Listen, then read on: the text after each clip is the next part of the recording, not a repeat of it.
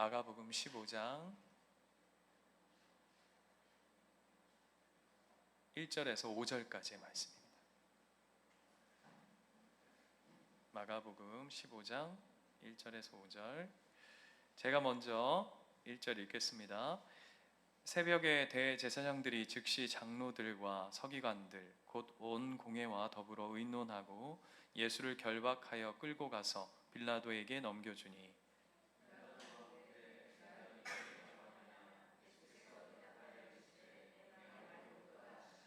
대제사장들이 여러 가지로 고발하는지라.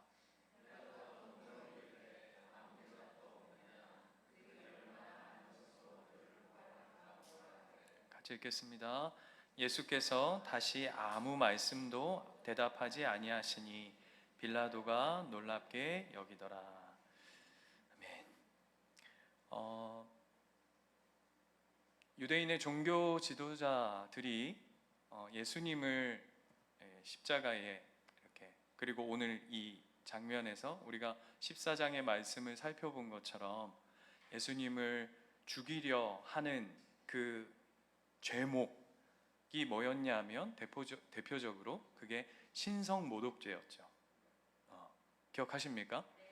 네가 하나님의 아들이냐? 유대의 왕이냐? 뭐 이런 질문들을 통해서 신성모독죄로 걸고 넘어졌습니다.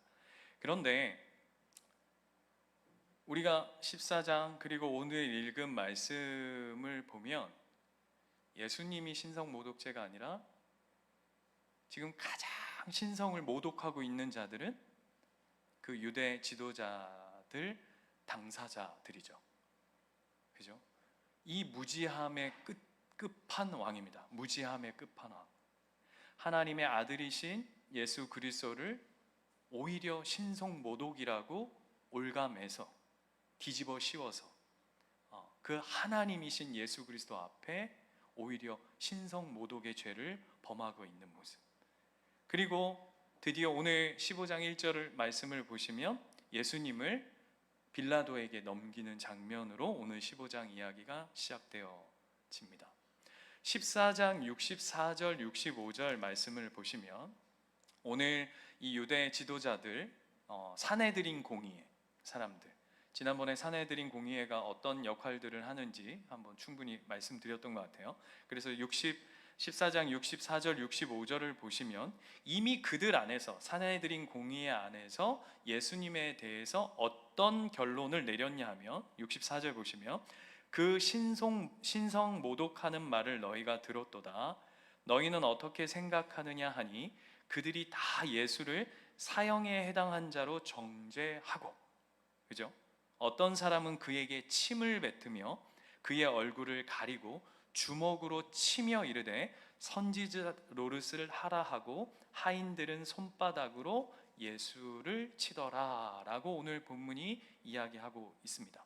이게 무슨 얘기냐면 그들 산헤드린 공의회에서 자기들끼리 모의해서 사형 판결을 이미 그들 안에서 내렸다라는 이야기입니다. 그런데 그랬음에도 불구하고 그들이 오늘 빌라도에게 데리고 온 이유는 뭐냐 하면, 뭐라고 이제 오늘 마가복음에서는 등장하지 않지만 뭐 다른 복음서에서 보면 빌라도에게 이런 얘기를 하죠. 우리는 누구를 사형할 권리가 없다. 누구를 죽일 수 있는 권한이 없기 때문에 이 예수, 신성모독한 자를 당신 앞에 끌고 왔습니다 라고 얘기하면서 로마에게 넘깁니다. 네. 그런데 이 말은 우리 아주 거짓말인 걸 너무 잘 알 수 있습니다. 누구만 보아도 알 수 있을까요? 쉽게 말하면 우리는 누구를 죽일 수 있는 힘이 없으니 그걸 할 수 있는 당신이 이 일을 좀 해결해 주십시오 라고 하는 말인데, 어떤 한 사건을 우리가 기억하면 이 말이 바로 거짓말인 게 들통납니다. 누구냐 하면 사도행전 스데반 집사를 우린 기억합니다. 그죠? 어떻게 됐죠? 그럼요, 그냥 즉결 심판했어요. 그가 하나님을 모욕한다라고 하면서, 기억하시죠? 뭘로 쳐 죽였죠? 돌로 쳐 죽이는 즉결 심판. 그러면 그때는 권한이 있는 건가요? 그때는 있고 이때는 없고 뭐 그런 이야기다? 아니죠. 뿐만 아니라 재미있는 건 빌라도도 뭐라고 이야기하냐면 내가 예수하고 이렇게 대화를 나눠보고 해보니 이 사람 안에서는 큰 죄를 내가 찾아볼 수 없겠노라. 그러니 니들이 알아서 해라 라고 죄가 없는 걸 알아요. 그런데 그런 분위기로 흘러가니까 여러분 잘 아시다시피 유대 지도자들이 어떤 분위기를 막 조성합니까? 여러분 오늘 본문이 우리가 생전 처음 보는 본문이 아니잖아요, 그죠? 어떻게 하죠? 막 겁박을 합니다. 누구를? 겁을 줍니까? 빌라도에게. 당신 이런 식으로 하면 로마의 반기를 든 건데 이런 식으로 하면 뭐죠? 이렇게 얘기하는 거랑 똑같은 거예요. 이런 식으로 하면 재미없어요. 이 일을 잘 처리해야 될 거예요. 뭐 이런 식으로 이제 막 목사가 이런 말을 해서 될지 모르겠는데 막 이렇게 후가시를 막 뒤에서 막 펌프질을 막 하는 거죠. 그래서 어쩔 수 없게끔. 그런데 참 재밌는 건 뭐냐 하면 이 대목에서 빌라도 또한 어떤 결론을 내리냐 하면 나는 이 결론에, 이 결과에 책임이 없다. 너희들이 책임져라 라고 하면서 서로를 밀어냅니다. 그래서 이 이야기, 예수님을 빌라도에게 넘기는 그 핵심은 뭐냐 하면 결국은 유대 지도자들은 핑계거리죠. 핑계거리. 어떤 핑계거리? 자신의 손에 피를 묻히지 않겠노라 라고 얘기하는 부분들인 거죠. 그런데 이 대목이 참 재밌습니다. 여러분 한번 잘 생각해 보세요. 예수님이 방해가 되니, 예수님이 자신들의 하나님을 섬기는 종교 역할들을 감당하는 그 부분에 예수라고 하는 작자가, 그 사람들 표현입니다. 제가 하는 얘기가 아니라 예수라고 하는 그 작자가 자신들의 어떤 종교 행위에 방해가 되니 누굴 들어서 사용한 거냐면 로마라고 하는 나라를 들어 쓴 거죠. 꼭 이것은 뭐와 같으냐 하면 이런 거와 같습니다. 우리 교회가 우리 교회의 이익을 지키기 위해서 신천지와 손잡은 거와 같습니다. 여러분 그런 내용이잖아요. 그죠? 왜냐하면 로마가 어떤 나라입니까? 유대 종교 지도자들이 그들이 늘 메시아를 바랐던 이유가 뭡니까? 이 로마로부터 우리를 건져내 주십시오. 우리를 이 로마로부터 해방시켜 주십시오 라고 얘기하는, 우리식으로 하자면 우리나라의 일본 같은 존재였던 그들에게 예수 때려잡자고, 예수님 죽이자고 자신들의 원수와 손을 잡는 격이 된 것이죠. 그러니까 딱 그거예요. 여러분 제가 예전에도 한번 말씀드린 적이 있는데 어떤 큰 교회가 있는데 그 교회 바로 앞에 점집이 조그맣게 생겼는데 그 점집이 어느 날부터 점이 기가 막히게 탁탁탁탁 맞는 거예요. 그래서 그 점 무당이 유명해졌어요. 조금씩.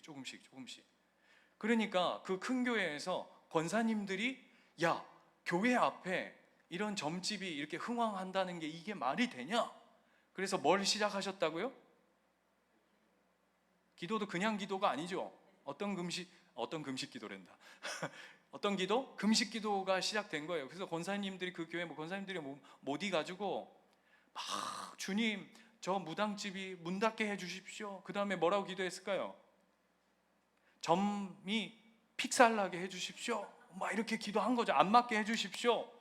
그래야 되지 않겠습니까? 그래서 저 점집이 문 닫게 해주십시오 했어요. 막 하나님 앞에 이렇게 기도하니까 참 우리 하나님 신실하신 하나님이, 그래서 그 점집이 문을 닫은 거예요. 안 맞아 뭐가. 그래서 이 무당이 나중에 그 소식을 들은 거예요. 저기 교회에서 권사님들이 막 합심해서 금식기도 하는 바람에 이 점집이 문 닫게, 우리 집이 망하게 됐다, 이 얘기를 듣고는 고소를 했대요. 실제 있었던 이야기입니다. 실제로 있었던 이야기예요. 고소를 했대요. 그래서 그 권사회 회장님이 법정에 출두를 한 거예요. 그래서 판사가 물었답니다. 2차 저차 저차 해서 자차자차 해가지고 진짜 기도해가지고 여기 무당집이 망한 게 맞습니까? 이렇게 물은 거예요. 자, 여러분 어떻게 얘기함이 마땅합니까? 네? 여러분 재판장이 맞습니까? 여러분 어떻게, 권사님, 여기 계신 권사님들, 예수인교회가 기도해서 예수인교회 앞에 있는 점집이 문 닫았다 맞습니까? 물으신다면, 맞다고 하면 벌금 물어야 되는 거예요. 자, 저기서 네 했네. 권사님 아닌데. 우리 아이도 저런 믿음이 있거늘. 그런데 그 권사님 뭐라고 얘기했다고요? 판사님 참 답답하십니다. 아니 기도한다고 그게 다 이루어집니까? 이렇게 대답하셨다는 거예요. 왜요? 벌금 안 물라고. 벌금 안 물라고. 뭔가 이익을 얻기 위해서 하나님의 명예와 하나님의 이름이 가려지는 일들을 보여내고 있는 거죠. 그 짓을 누가 하고 있냐 하면 유대 종교 지도자들. 그들이 하나님을 섬긴다라고 얘기하는, 단순히 이 이야기는 성경 어딘가 복음서의 옛날 어딘가에 나쁜 놈들의 이야기가 아니라, 이 이야기는 어쩌면 저와 여러분의 어떤 욕심과 이기심과 욕망과 필요를 채우기 위해서 하나님의 이름, 하나님의 명예, 예수 그리스도의 그 어떠함을 이리 썼다 저리 썼다 이리 썼다 하는 거죠. 그런데 오늘 본문은 그 모습 속에서 반대되어지는 예수님의 모습을 우리에게 보여냅니다. 그게 몇 절이냐 하면 5절 말씀 한번 볼까요? 5절 말씀에 보면, 오늘 본문 5절에 보면 이렇게 돼 있어요. 같이 한번 읽어볼까요? 시작.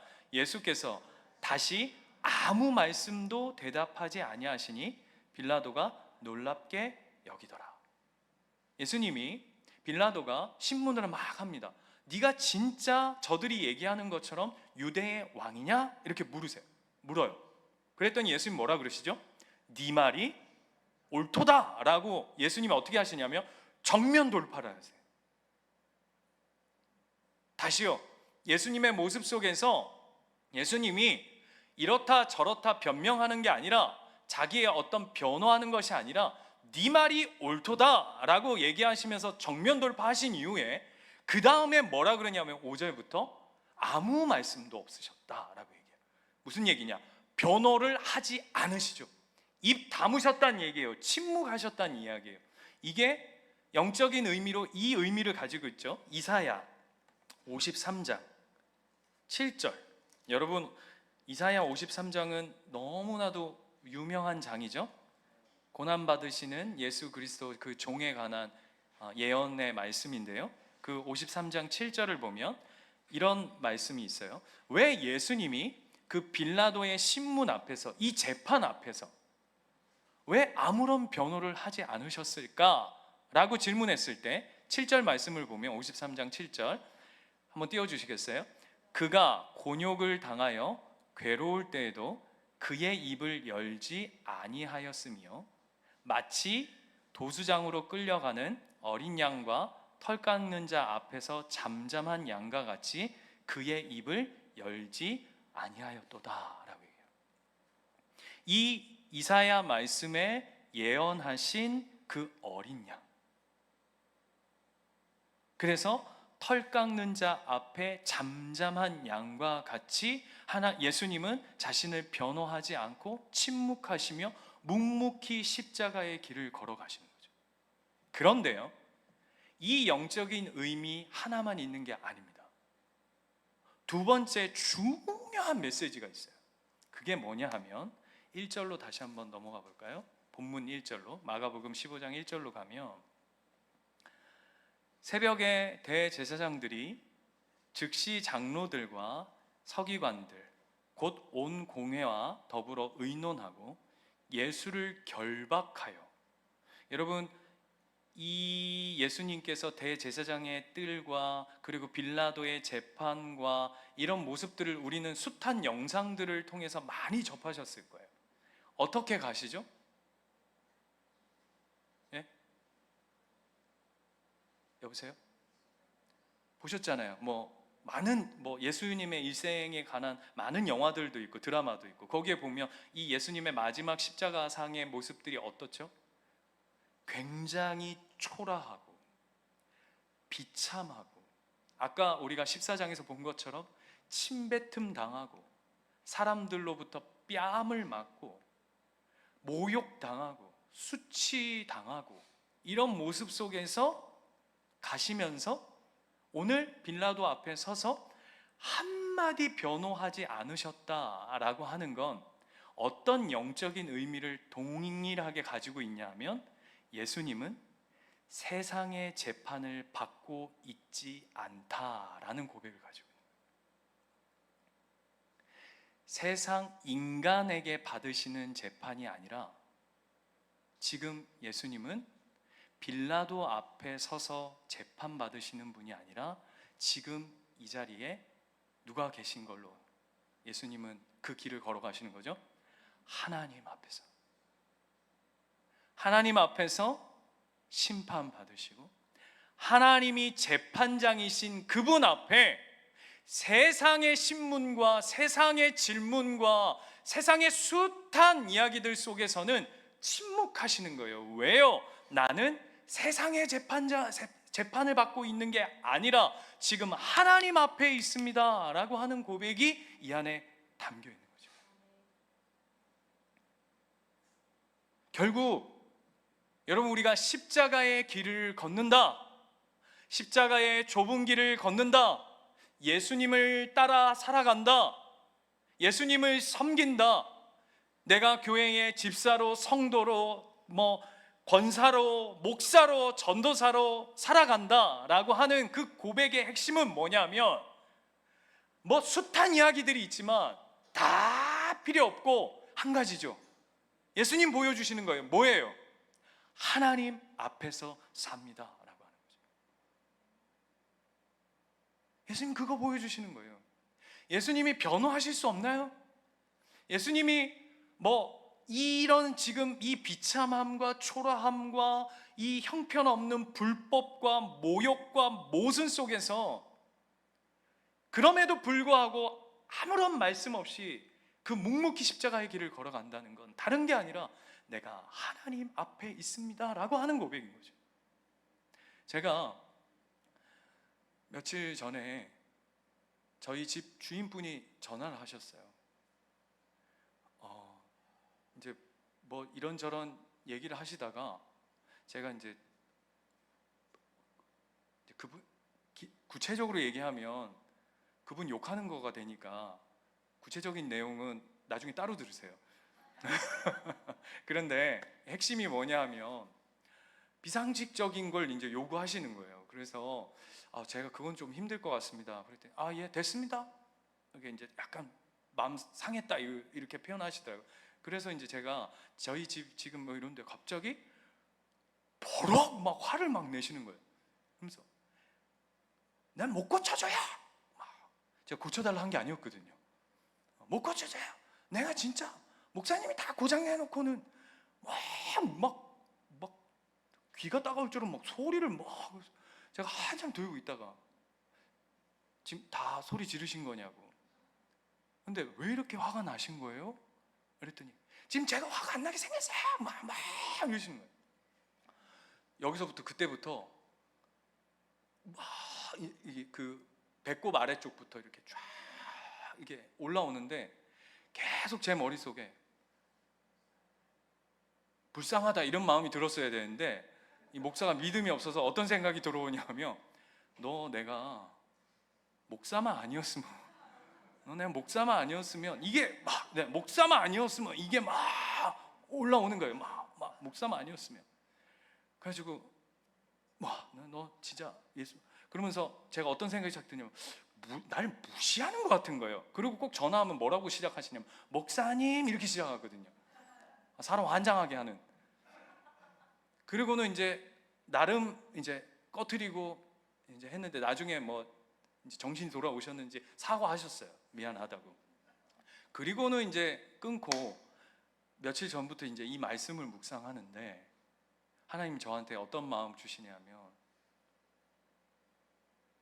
얘야, 목사만 아니면 너 잘 고민해봐. 그 말이 어떤 말인지. 목사가 아니면 그 말이 무슨 말이야? 신우가, 이건 무슨 말이죠?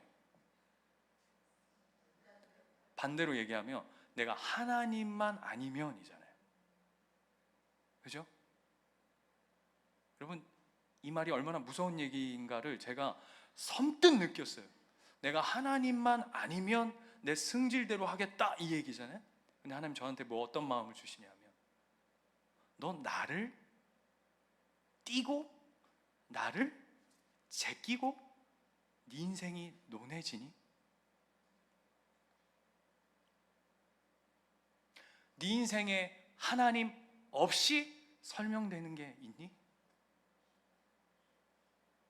여러분, 하나님 띄면 어떻게 되냐면 이 유대 지도자들처럼 신성모독이 되는 겁니다. 두렵고 떨림이어야 돼요. 하나님이 떨어지면 어떤 존재가 되냐 하면 빌라도처럼 자신의 정치적 야망과 정치적 힘을 지키기 위해서 살아가는 이런 그냥 세상 사람이 되는 거죠. 무서운 말이더라고요. 결국 우리는 하나님 떼고 내가 목사가 아니면 없는 거죠. 여러분, 우리가 하나님 없다면, 하나님 제끼고 우리 인생은 없는 거예요. 그런 건. 그래서 여러분이 하나님 앞에 살아가는 지금, 여러분 한번 생각해 보세요. 여러분이 하나님이 여러분 인생 가운데 제껴지면, 하나님이 여러분 삶 속에서 지워지면, 지워질 수 없어요. 지워진다면, 하나님이 여러분을 손 떼신다면, 여러분 이보다 끔찍한 일이 있을까요? 없죠. 오늘 예수님이 침묵하시고 묵묵히 그 십자가의 길을 걸어가시는 그 사랑의 의미는 내가 네 인생에 결탄코 떨어지지 않으리라. 네가 억울하고 네가 원망스럽고 네가 세상으로 다 이해할 수 없는 수많은 고난과 어려움과 만 가지 말로 설명할 수 없는 일들이 네 삶 가운데 있다 할지라도 네 인생 가운데 하나님이 합해지는 인생, 십자가가 새겨진 인생, 하나님이 널 위해, 예수 그리스도가 널 위해 묵묵히 그 걸어가신 십자가의 은혜가 드리워진 인생이라면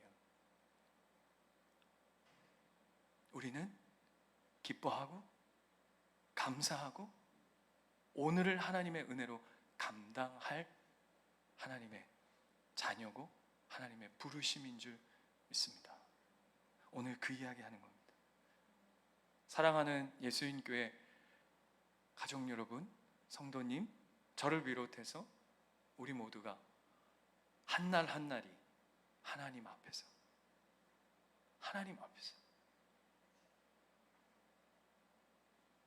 그 고백이 우리 모두의 고백 되시기를 축원드립니다. 우리 함께 찬양하고 말씀 기억하며 기도하며 나가면 좋겠습니다.